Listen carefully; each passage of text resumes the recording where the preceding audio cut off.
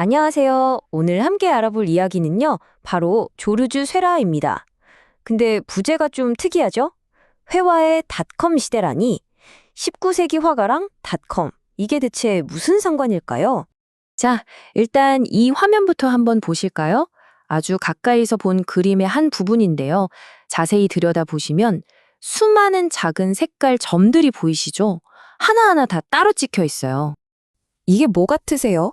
꼭 우리 컴퓨터 모니터나 스마트폰 화면을 엄청나게 확대한 것처럼 보이지 않나요? 그런 픽셀들 말이에요. 그런데 말이죠. 이게 디지털 이미지가 아닙니다. 놀라지 마세요. 이건 1880년대에 그려진 그림이에요. 유화요.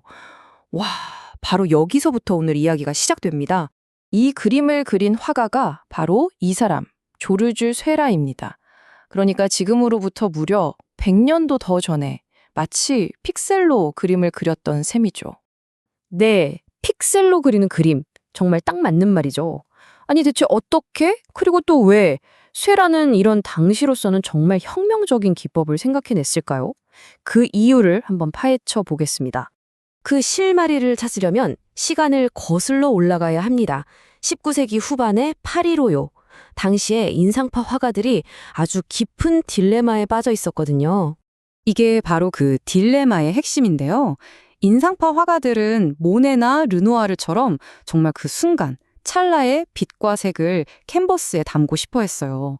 근데 문제가 있었죠. 물감을 팔레트에서 섞으면 섞을수록 색이 점점 탁해지고 칙칙해지는 거예요. 빛을 그리고 싶은데 결과물은 어두워지는 아이러니랄까요? 이걸 과학 용어로 감산혼합이라고 불러요. 뭐 복잡하게 생각할 거 없이 그냥 물감 같은 안료는 섞으면 빛을 흡수, 즉 빼앗아 버려서 점점 어둡고 탁한 색이 된다. 이 정도로 이해하시면 됩니다. 자, 모두가 이 문제로 골머리를 앓고 있을 때 쇠라가 완전히 새로운 정말 급진적인 해법을 들고 나타납니다. 예술의 문제를 과학으로 풀어버린 거죠. 그게 바로 점묘법입니다. 영어로는 포인틀리즘이고요. 이름 그대로예요. 물감을 섞는 대신에 순수한 색깔의 물감을 그냥 점으로 콕콕 찍어서 그림을 그리는 방식입니다. 근데 이 점묘법의 진짜 비밀, 그 마법은 바로 병치혼합이라는 원리에 있어요. 이게 뭐냐면 물감을 팔레트에서 섞는 게 아니라 우리 눈이, 감상자의 눈이 멀리서 이 점들을 보면서 스스로 색을 섞게 만드는 거예요. 그러면 가산혼합 효과가 일어나서 훨씬 더 밝고 막 빛이 나는 듯한 색을 만들어내는 거죠. 더 신기한 건 쇠라가 이런 아이디어를 그냥 떠올린 게 아니라는 거예요. 당시에 빛을 연구하던 물리학자들이 프리즘으로 빛을 분해하고 하는 그런 과학 연구에서 영감을 얻은 겁니다. 그는 물감의 혼합, 즉 감산 혼합이랑 빛의 혼합, 가산 혼합이 완전히 다른 원리라는 걸 과학적으로 이해하고 있었던 거죠. 대단하죠? 자, 그럼 이 과학적인 기법으로 탄생한 걸작들을 한번 볼까요? 이론은 그럴싸한데 이걸 실제로 그림으로 옮기는 건 정말 상상 이상의 노동과 끈기가 필요한 일이었습니다. 자, 아마 이 그림은 다들 한 번쯤 보셨을 거예요. 쇠라의 대표작, 그랑드자트 섬의 일요일 오후입니다. 이 어마어마한 크기의 그림을 완성하는데 무려 2년이 넘게 걸렸다고 합니다. 전부 다 점으로 찍어서요. 그리고 더 놀라운 건 뭔지 아세요? 이 그림 딱 하나를 그리기 위해서 미리 그린 스케치나 습작이 무려 70점이 넘는다는 사실입니다. 정말 치밀하게 계획하고 준비했다는 뜻이죠. 그의 작업 과정이 얼마나 체계적이었는지 한번 보세요. 그냥 강가에 가서 바로 그림을 그린 게 아니에요. 먼저 1단계, 현장에 가서 관찰하고 대략적인 스케치를 해요.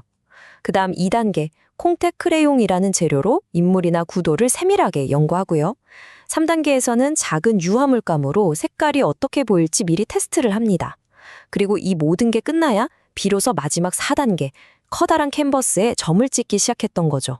이건 뭐 거의 과학자의 실험 과정 같지 않나요? 이 타임라인을 보면 정말 마음이 좀 짠해지는데요.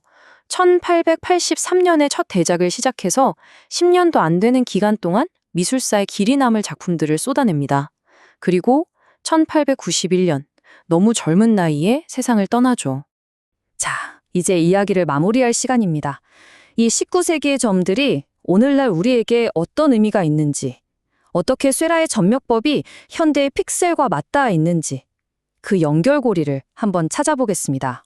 쇠라는 안타깝게도 31살이라는 정말 젊은 나이에 갑자기 세상을 떠났어요.